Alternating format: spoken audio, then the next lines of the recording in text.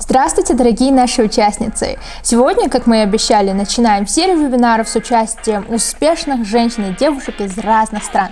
Целью этого этапа нашей программы является вдохновить все больше девушек рассказами о различных профессиональных сферах, в особенности информационных и коммуникационных технологиях, STEM и о космосе, и таким образом посодействовать в принятии решений, связать свою судьбу, свою учебу, свою работу с этими отраслями, подчеркнуть роль женщин в этих отраслях и осветить тему о профессиональном становлении. Люди давно мечтают о полете в космос, о колонизации других планет, но пока другие лишь мечтают, наша сегодняшняя героиня с малых лет делает многое и все возможное от себя зависящее, чтобы полететь на Марс в 2033 первым пилотируемым запуском. Ее зовут Алиса Карсон, она из штата Луизиана, ей сейчас всего лишь 19 лет, но она уже стала первым человеком, который раньше всех закончил программу по подготовке людей на отправление в космос. Hi Alice, I was introducing you to Russian-speaking community in order to tell about you a little bit. But all the things could be only told by you. I would be really happy to hear what was your dream, how did you start everything, what was the step to start to learn and be an astronaut. And what kind of advice you can give to the future girls who are choosing STEM, especially science and of course cosmic field? Hi, my name is Alyssa Carson, and ever since I was a little girl, I have always been interested in wanting to become an astronaut and the idea of traveling to Mars one day. Looking back, I don't remember everything in my childhood, but the best guess I can really come up with, and same for my dad, the best thing that he can kind of come up with, is that it might have been an episode of The Backyardigans, which is this little cartoon I used to watch all the time on Nickelodeon, and basically they had a Mission to Mars episode. And I even had the poster for that episode, Mission to Mars, hung up in my bedroom.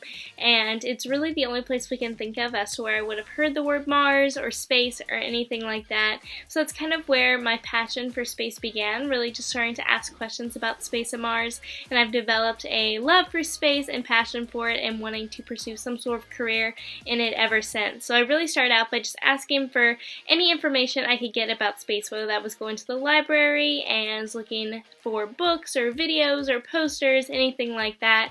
I eventually got the opportunity to go to Space Camp in Huntsville, Alabama, which was really amazing, and there it was just where I kind of flourished in learning all this information about space, history of space, the future of space, building my own model rocket, playing astronaut, all these really fun things, but that really helps me explore what I would actually want to do in space and what was actually going on in the space industry and what opportunities were there. So kind of growing up, I continued to go to different camps along the way, Space Camp in Izmir, Turkey, Space Camp in Laval, Canada, Virginia Spaceflight Academy, just all sorts of different things to kind of learn as much as I could about what was going on in the space industry and what opportunities there were to kind of help me figure out what I wanted to do. From then on, I eventually joined Project POSSUM, which is a citizen science research organization. So POSSUM actually stands for Polar Suborbital Science in the Upper Mesosphere, which basically just means that we do science, especially dealing in the atmosphere, but we do all sorts of other science as well. So for example, with Project POSSUM, I've been able to do some really amazing research opportunities such as microgravity flights, water survival training, G-force training, decompression, spacesuit evaluations. We work a lot with Final Frontier spacesuit design, which has been really awesome. So that's been a really amazing opportunity I've been able to have doing real life research while in high school and now in college. So currently I am a sophomore in college studying astrobiology at Florida Tech in hopes to be an astrobiologist and then in turn applying that into space. So ever since I was little, I was trying to figure out what I wanted to do, kind of landed on astrobiology, and then since then I've been building a resume and building up those skills to eventually apply to the astronaut selection process. So that's kind of my goal and kind of how I've gotten to this point. And so a little bit about what's actually going on right now in the space industry and kind of the hopes for the future. So looking right now, the plans, or the current plans really, are to go back to the moon sometime in the 2020s and then on to Mars in the 2030s. So that is kind of the time frame that we're hoping for. There's a brand new rocket, the the SLS Space Launch System and Orion capsule. Both of those are going to be new to the space industry once they are fully built and prepared and ready for humans to take flight. And those are going to be the components that are going to get us to Mars for the first time. So that's all really exciting. There's a whole lot of science to be done in terms of Mars and also going back to the moon. Going back to the moon is really going to be a lot of just testing and learning about the new rocket, how it works. Is it safe for people? Is it capable of even bringing us to the moon? If it can't get us to the moon, then it most likely can't bring us to Mars. So that's really going to be the whole point of the Artemis program, which we will start seeing more development in the next coming years. But really the grand scheme of things for a mission to Mars is that we would have this brand new rocket bring us to Mars, which should take around 6 months or so, and then once the astronauts are actually on Mars, they'll spend around a year there doing all sorts of science, research, all of the typical things you would picture an astronaut doing on the red planet, but at the same time they'll also be doing a lot of housekeeping, whether that's changing air filters or maintaining some sort of garden to have a better food supply and those sorts of things. And that's really going to be what the astronauts are doing while they are on Mars, hopefully learning lots of amazing things. The goal with Mars is that we have so many crazy ideas of colonizing Mars, terraforming Mars, yet we really need a better understanding of how realistic those goals are and what we can actually do with them. Eventually, the astronauts will come back, 6 to 9 month journey back, and then that will be the end of that mission. So a lot of exciting things to look forward to in the space industry, as well as the idea of commercial space coming into play. You know, SpaceX has now sent astronauts to space, which has been really exciting.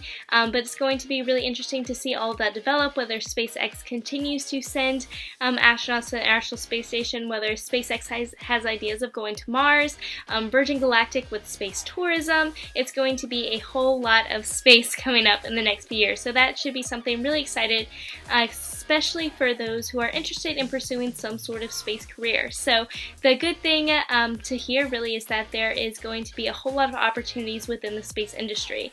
I definitely think that with going back to the moon coming up soon, eventually going to Mars coming soon, as well as SpaceX, Virgin, Blue Origin, not to mention all the other companies, and globally as well, how active we are being in space right now. So I truly believe that we're going to be getting to a point where there's more astronauts, more jobs in space, more talk of space, so that's all really exciting. So if you are someone who is interested in pursuing some sort of space career, I can give you some advice in that, or honestly, it definitely can relate towards any dream whatsoever or any career here on Earth as well.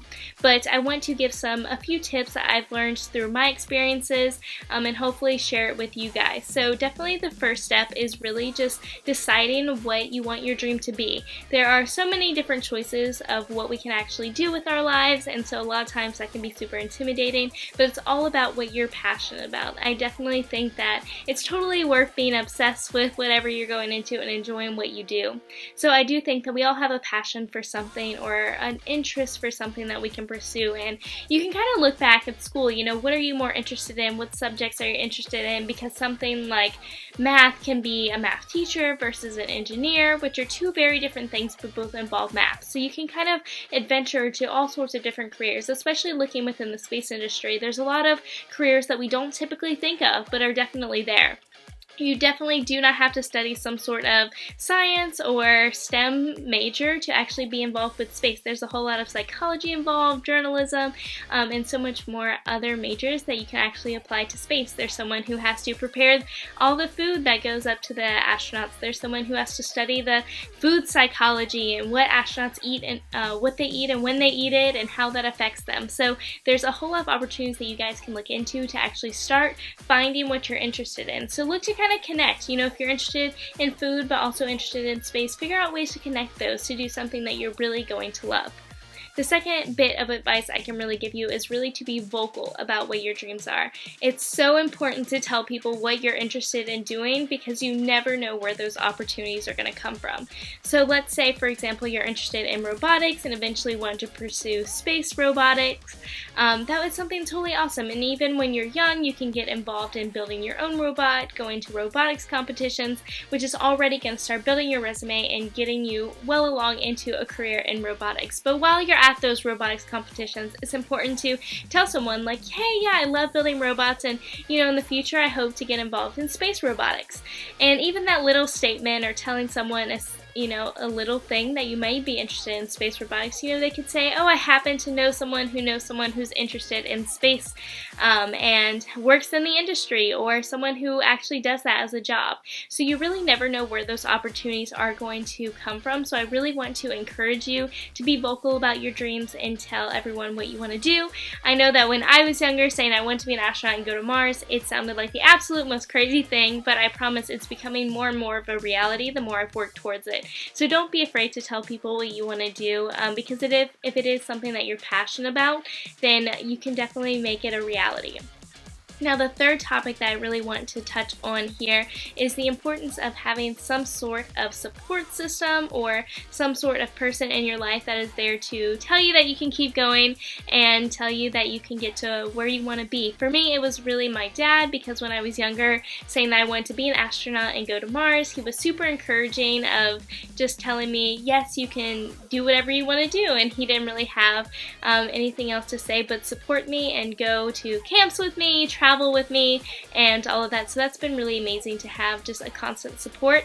So looking at your own life, whether that is a parent or a friend or a teacher, it really can be anyone, but just having someone to kind of be by your side, or every now and then just tell you, yeah, you got this, or have some sort of support, can make a huge difference. There's so many different things that we do that has been that we really need support to kind of help us along. Even in a lot of the different trainings or research that I've done, it's always been amazing to have either like a team member, someone just encouraging you along the way. So I'd really urge you to find someone in your life to really support you in what you're doing to help you follow your dreams, but also remember that it's important that you possibly could be that person for someone else. So continue to look for that person to help support you in your dreams, or if you've already found them, really keep them close, because it makes a huge difference when you're going after your dreams. But I definitely believe that we can all accomplish our own dreams in our own way. We have so many big ideas and big dreams that we want to accomplish. For example, like the mission to Mars is a very large dream, but we do it with thousands and thousands of people all around the country contributing to make that a reality, and they're even working today, even though that the mission is several years away. So there's a whole lot of hard work that goes into achieving dreams, and whether that is pursuing a career or taking up a new position at your job that you already have, or starting a new project, a new goal, whatever it may be, all these things can kind of contribute to that and really make it feel more realistic and something that you can do. Just remember that if you're passionate about it, if it's something that you really want to do, you can achieve it. So really follow your dreams. Never let anyone take your dreams away from you. And yeah, really just stick with it, because you never know where those opportunities or where you might lead to. So yeah, I just really want to encourage you to stick with whatever your dreams are. I think that the worst is to look back and regret on it. So even though it may sound crazy, absolutely go for it. And yeah, continue to hopefully support the space industry. It is really amazing to see space becoming slightly more trendy recently, so that's been really amazing to see. So I really loved seeing public support, because I truly believe that we can't do anything in the space industry without that. So continue to follow your own dreams, support space, and I hope to see you guys either working in the space industry or achieving whatever your dreams may be. Thank you. Alice, thank you very much for your story. It was really inspiring. I hope, I really believe a lot of girls enjoy our translation now, and this interview will be in their hearts, and of course it will be like a compass to them. Thank you very much. Goodbye.